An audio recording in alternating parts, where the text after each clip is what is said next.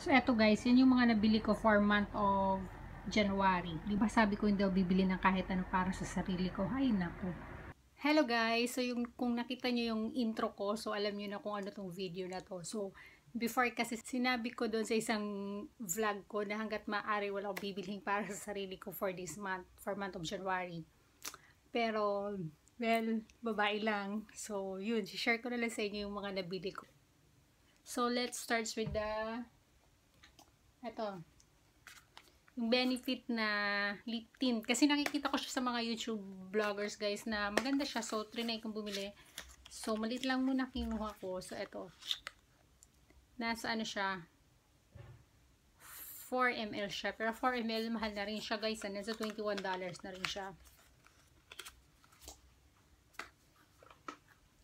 Then, next is itong Miniso dental floss. So, cute niya kasi, individually kasi. Pagbukas mong ganun, nakapack pa siya individually. So, bumili na ako. Ito mura lang naman. So, okay lang. Tsaka ginagamit ko naman talaga siya. Then, itong nipper. Nipper. So, ito, Caronia or Caronia nail polish. Kasi umuwi pala ng Pilipinas guys. January 26 to February 1 kasi nga Chinese New Year. So, those days wala kaming pasok. Kaya inuwi ko na lang. So, short vacation lang.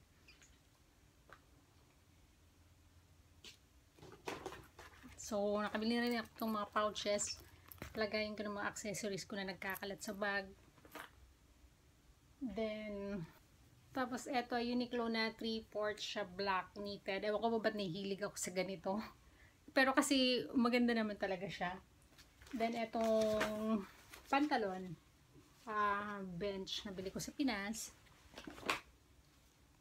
Then, etong eyeglasses. Kasi kailangan ko na rin talaga ng eyeglasses. Kasi may eyeglasses ako dito kaso hindi na siya, kumbaga, ano pa ilang years na yun. So, hindi na ganun yung grado ko. So, kailangan i-update siya. So, eto, nakabili ako, guys. Cute niya. Yan, ganyan siya, guys. Nakita nyo to sa isang vlog ko nung pagbalik ko galing Pilipinas. Nung sa first day namin. So, suot-suot ko na siya. Tapos, etong dalawang sharing kit na paper bag dito, guys. Ang laman niya is parehong shoes. So, itong first paper bag.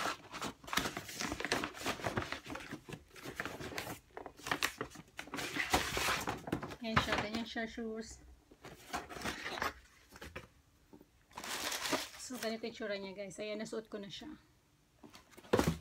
Ayan, nasuot ko na siya. So, half lang siya may cover, tapos half sandals lang. So, at least, medyo nagpapahinga yung paa ko dito. Tapos, yung second naman is sharing kit na shoes din.